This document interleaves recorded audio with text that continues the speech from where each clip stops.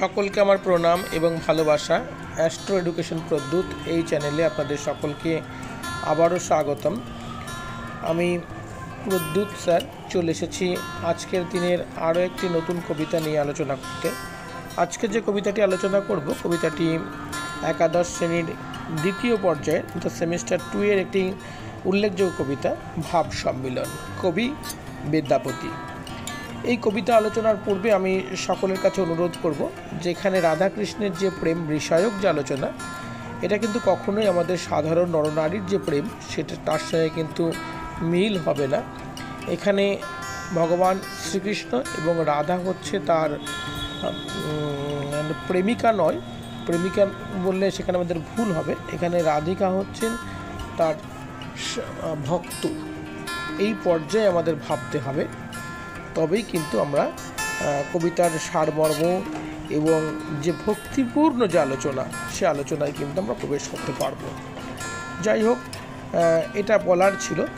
এরপরে আমি বলবো যে আমরা কবিতায় প্রবেশের পূর্বে একটি রিকোয়েস্ট যেমন প্রতিবার করি, এবারও করছি, যে অবশ্যই ভিডিওটিকে লাইক, সাবস্ক্রাইব এবং কমেন্ট করবে এবং বেশি বেশি করে শেয়ার করবে এবং ভিডিওটি কেমন লাগছে লিখে জানাবে। আলোচনা কেমন লাগছে অবশ্যই লিখে জানাবে। আমরা আলোচনায় প্রবেশ করি। প্রথমেই আমাদের জানতে হবে যে ভাব সম্মিলন এই কবিতাটির উৎস কোনটি। কবিতাটির উৎস কলিকাতা বিশ্ববিদ্যালয় থেকে প্রকাশিত বৈষ্ণব পদাবলী। সেই বৈষ্ণব পদাবলীর একটি কবিতা হচ্ছে ভাব সম্মিলন। এই আমাদের আলোচ্য এই কবিতাটি। কবি হচ্ছেন আমাদের সকলের প্রিয় বিদ্যাপতি।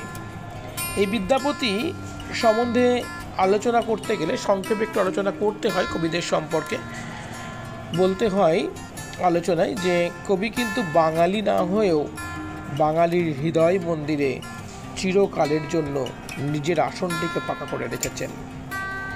বিদ্যাপতির জন্ম দ্বারভাঙা জেলার মধুগণী পরগনার বিশফি গ্রামের এক ব্রাহ্মণ পরিবারে। তিনি এই ভাব সম্মিলনের পদেই শ্রেষ্ঠ কবি ছিলেন। আমাদের যে পদ যেখানে আলোচনা করব সেই পর্যায়ের পদের তিনি শ্রেষ্ঠ কবি ছিলেন। এই প্রসঙ্গে বলে রাখি, বৈষ্ণব পদাবলী, এই পদাবলীর কিন্তু অনেক পর্যায় রয়েছে। বাল্য পর্যায়ের পদ, মাথুর পর্যায়ের পদ, ভাব সম্মিলন পর্যায়ের পদ, বিরহ পর্যায়ের পদ, এরকম বহু পদ রয়েছে, বহু পর্যায় রয়েছে। সেই পর্যায়গুলির মধ্যে ভাব সম্মিলন একটি পর্যায় এবং এই পর্যায়ের শ্রেষ্ঠ কবি হচ্ছেন আমাদের আজকের আলোচ্য কবি বিদ্যাপতি। বিদ্যাপতিকে বলা হয় মৈথিলি কোকিল বা মৈথিলি কবি। বঙ্গদেশে তার প্রচলিত পদাবলীর ভাষাকে আমরা বলি ব্রজবুলি ভাষা। এই ব্রজবুলি ভাষা সম্পর্কে বহু প্রচলিত কথা রয়েছে। কেউ বলে থাকেন ব্রজের ভাষা, তাই ব্রজবুলি ভাষা, কিন্তু প্রকৃত অর্থে বাংলা ভাষা এবং কবির মাতৃভাষা মিলিয়ে এই ব্রজবুলি ভাষার জন্ম হয়েছিল এবং এই ভাষায় পদ রচনা করে তিনি বিখ্যাত হয়েছিলেন।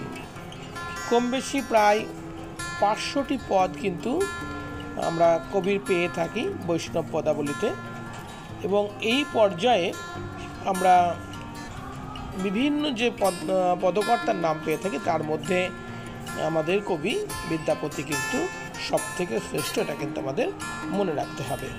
তাহলে আমরা আলোচনা করলাম যে কবির পরিচয় কী খুব সংক্ষেপে এবং কবিতাটির উৎস কী আমরা আলোচনা করলাম। এবারে ভাব সম্মিলন কবিতার আগে বা ওই কবিতায় প্রবেশ করার পূর্বে আমাদের জেনে নিতে হবে যে ভাব সম্মিলন এই বিষয়টি কী। দেখো, এই বিষয়টি আমাদের বুঝতে গেলে আমাদের একটু ডিটেলসে আমাদের বলতে হবে যে আমাদের রাধার যিনি আরাধ্য ছিলেন ভগবান শ্রীকৃষ্ণ, তিনি এক সময় জগতে শান্তি প্রতিষ্ঠার জন্য বা ধর্ম প্রতিষ্ঠার জন্য রাধাকে বৃন্দাবনে রেখে তিনি মথুরায় চলে গিয়েছিলেন এবং যখন মথুরায় চলে গিয়েছিলেন তখন দীর্ঘদিন কৃষ্ণ রাধার কাছে না আসার জন্য রাধার মনে কিন্তু তীব্র বিরহ যন্ত্রণা তৈরি হয়েছিল এই বিরহ যন্ত্রণার মাঝেও প্রকৃত প্রেম যে মিলন ঘটাতে পারে এবং কিভাবে মিলন হয় সেটা কবি বিদ্যাপতি তার এই পদে দেখিয়েছেন। এখানে শ্রী রাধিকা তার কল্পনায় শত দুঃখের মাঝেও তার কল্পনায় তিনি ভগবান শ্রীকৃষ্ণকে কাছে পেয়েছেন এবং দুজনের মিলন হয়েছে, অর্থাৎ ভগবানের সঙ্গে ভক্তের বা রাধার সঙ্গে ভগবান শ্রীকৃষ্ণের বা প্রেমিক প্রেমিকার মিলন ঘটেছে। আমরা এই কথাগুলি অর্থাৎ কল্পনায় ভগবান শ্রীকৃষ্ণের সঙ্গে রাধিকার যে মিলন ঘটল তাকেই আমরা বলি ভাব সম্মিলন, ভাবনায় মিলন, তার নামই কিন্তু ভাব সম্মিলন। আশা করি বিষয়টি সকলের বুঝতে খুব সুবিধা হবে। তাহলে আমরা ভাব সম্মিলন কি সেটা বুঝলাম, কবির জন্ম এবং কবির পরিচয় আমরা জেনে নিলাম এবং মূল কাব্যগ্রন্থের নাম জেনে নিলাম। এবারে খুব সংক্ষেপে আমি কবিতাটি ধরে ধরে আলোচনা করব, যাতে আমাদের প্রত্যেকের বুঝতে কোনো অসুবিধা না হয়। কবিতার আলোচনার পূর্বে আমি আর একবার অনুরোধ করব, ভিডিওটিকে অবশ্যই লাইক, সাবস্ক্রাইব এবং ভালো লাগলে কেমন হচ্ছে ভিডিও সেটা জানিয়ে অবশ্যই কিন্তু কমেন্ট করতে ভুলবেন না। আমরা কবিতায় প্রবেশ করছি। দেখো কবি এখানে কি বলতে চেয়েছেন, কি কহব রে সখী আনন্দ ওর, চিরদিন মাধব মন্দিরে মোর। অর্থাৎ ভগবান শ্রীকৃষ্ণ যখন রাধার সঙ্গে কল্পনায় যখন তার মিলন ঘটেছে তখন তার মনে এত আনন্দ হয়েছে যে সেই আনন্দকে সে মুখে প্রকাশ করতে পারছে না, এতটাই আনন্দ হয়েছে। অর্থাৎ দুঃখের পরে হঠাৎ যখন আনন্দ আসে আমাদের মনে, তখন আমাদের মনের মধ্যে যে পুলকের সঞ্চয় হয় সেটা কিন্তু সত্যিই আমরা প্রকাশ করতে পারি না, কিন্তু কবি বিদ্যাপতি তার এই পদে কিন্তু প্রকাশ করেছেন শ্রী রাধিকার মুখ দিয়ে। তাই তিনি বলছেন যে এত আনন্দ হয়েছে কি করে বলবো। এখানে ওর মানে এই যে কি কহব রে সখী, সখী মানে রাধার যারা সখী ছিল, ললিতা, বিশাখা, এরকম অনেক সখী ছিল, এবং এখানে ওর কিন্তু কোনো অন্য কাউকে বোঝাচ্ছে না, ওর মানে এখানে ভগবান শ্রীকৃষ্ণকে বোঝাচ্ছে। এটা আমাদের মনে রাখতে হবে। চিরদিনে মাধব মন্দিরে মোর, চিরদিনে মানে চিরকালের জন্য ভগবান শ্রীকৃষ্ণ, মন্দির মানে শ্রী রাধার মনের মধ্যে থাকছেন, শ্রী রাধার মনের মধ্যে তাকে আটকে ধরে রেখেছেন। সেটাই কিন্তু আমাদের পাঠককুলকে কবি বিদ্যাপতি বোঝাতে চেয়েছেন। তারপরে তিনি বলছেন পাপ সুধাকর যত দুঃখ দিল বা দিল, পাপ সুধাকর যত সুখ দিল। অর্থাৎ এখানে সুধাকর মানে চাঁদ, আর চাঁদকে বলা হয়েছে পাপী। কেন পাপী বলা হয়েছে? দেখো আমরা অনেক কবিতায় চাঁদকে রোমান্টিকতার প্রতীক হিসেবে পাই, এবং চাঁদের যে আলো সেই জ্যোৎস্না কিন্তু রোমান্টিকতাকে অনেক বেশি বাড়িয়ে দেয়। কিন্তু রাধার কাছে কৃষ্ণ না থাকবার জন্য রাধার মনে যে বিরহ যন্ত্রণা বা বিরহ কাতর বারবার করে দেখা দিয়েছে, তখন যখন চাঁদের আলো আকাশে উদিত হয়েছে তখন রাধার মনে হয়েছে তার দুঃখকে ব্যঙ্গ করবার জন্য চাঁদের এই আলো জ্যোৎস্নাটি যেন বারবার উদিত হচ্ছে। তাই বলছে চাঁদের আলো রাধাকে যত দুঃখ দিয়েছে। তারপরের লাইনে কি বলছে, প্রিয়া মুখ দর্শনে তত সুখ ভেল। মুখ দর্শনে মানে তার প্রিয়র মুখ দর্শনে, ভগবান কৃষ্ণের মুখ দর্শনে যতটা দুঃখ এতদিন পর্যন্ত চাঁদের আলো দিয়েছিল ততটাই সুখ সে আজ লাভ করেছে। কি সুন্দর করে এখানে কবি বলেছেন। ও এত সুন্দর আলোচনা বা এত সুন্দর কবির লেখা আমরা যখন পড়ি আমরা আত্মস্থ হয়ে পড়ি। আর পৃথিবীতে যত সাহিত্য রয়েছে, এই প্রসঙ্গে একটু বলে রাখি, বৈষ্ণব পদাবলীর মতো এত সুন্দর সাহিত্য কিন্তু পৃথিবীর কোনো সাহিত্যে আমরা পাই না।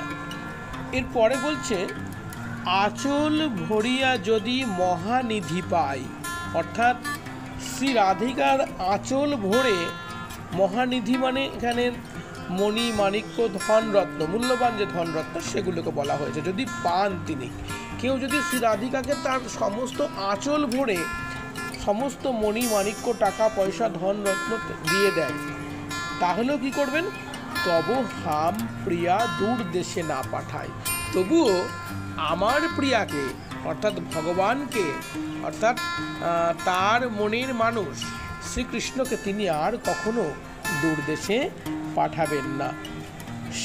তিনি ভগবান শ্রীকৃষ্ণ কীরকম তার কাছে, তার বর্ণনা দিয়েছেন, দেখো কত সুন্দর করে কি বলেছে, শীতের অরণি প্রিয়া গিরিশের বা, অর্থাৎ শীতকালের চাদর, অরণি মানে এখানে চাদর, শীতের অরণি প্রিয়া আর কি গিরিশের বা, বা মানে বাতাস, অর্থাৎ কি বলছেন যে গরমকালে যেমন শীতকালে তিনি চাদর, গরমকালে তিনি হচ্ছেন বায়ু বা বাতাস।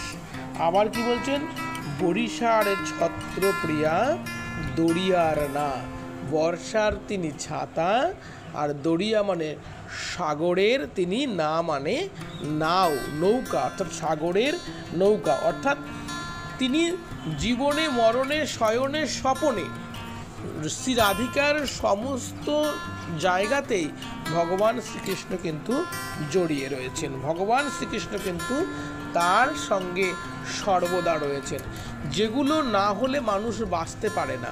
যেমন শীতের সময় যদি গরম বস্ত্র না থাকে, বর্ষার সময় যদি ছাতা না থাকে, তারপরে আমাদের গরমের সময় যদি আমাদের হাওয়া বা বাতাস যদি না থাকে, দরিয়া নৌকা যদি দরিয়া পার হতে গেলে বা সাগর বা নদী পার হতে গেলে যদি নৌকা না থাকে, তাহলে কি হবে, আমরা সেগুলোকে ওভারকাম করতে পারবো? কখনো পারবো না। তাই সেগুলোকে ওভারকাম করে নিয়ে যাবেন কে, তার প্রিয় ভগবান কৃষ্ণ। এরপরে আমরা মধ্যযুগের যে পদ, সেই পদগুলির যে বৈশিষ্ট্য, সেই বৈশিষ্ট্য এখানে প্রকাশ পাচ্ছে। সেখানে আমরা দেখছি যে বিদ্যাপতি নিজেই কবিতার শেষে বলছে, ঘনয়ে বিদ্যাপতি শুনো বড় নারী, সুখ সুজনক দুঃখ দিবস দুই চারি, অর্থাৎ বিদ্যাপতি শ্রী রাধিকাকে বলছে যে রাধা শোনো, সুজন অর্থাৎ ভালো মানুষের দুঃখ কিন্তু 2-4 দিন থাকে, এর বেশি কিন্তু থাকতে পারে না। আবার আমরা বলতে পারি যে যে ব্যক্তি খুব সুন্দর হয়, যার মন খুব সুন্দর হয়, পবিত্র হয়, দুঃখ তাকে ঘিরে ধরে কিন্তু চিরকাল তাকে কেউ আটকে রাখতে পারে না, সুখ সে লাভ করবেই। এটাই কিন্তু কবিতার শেষে বিদ্যাপতি শ্রী রাধিকার উদ্দেশ্যে কিন্তু বলেছেন, তাই তাকে দুঃখ করতে বারণ করেছেন। অর্থাৎ আর কবিতার একটি লাইন যে মেঘ দেখে কেউ করিস নে ভয়, আড়ালে তার সূর্য হাসে, ঠিক সেই রকম একটি ব্যাপার। আর এর থেকেও কিন্তু বিদ্যাপতির এই কথাটি কিন্তু আরও মূল্যবান। অর্থাৎ আমরা খুব সংক্ষেপে আজকে আলোচনাটি করলাম। এই কবিতার যদি কোনো প্রশ্ন প্রয়োজন হয় অবশ্যই আমাকে কমেন্ট করবেন। আলোচনা কেমন লাগলো অবশ্যই ভিডিওতে কিন্তু কমেন্ট করবে। কবিতার কিছু গুরুত্বপূর্ণ কিন্তু অর্থ রয়েছে, সেই অর্থগুলো যদি আমি বলে দিই তাহলে মনে হয় আলোচনাটা বা কবিতাটি পড়তে তোমাদের আরও বেশি সুবিধা হবে।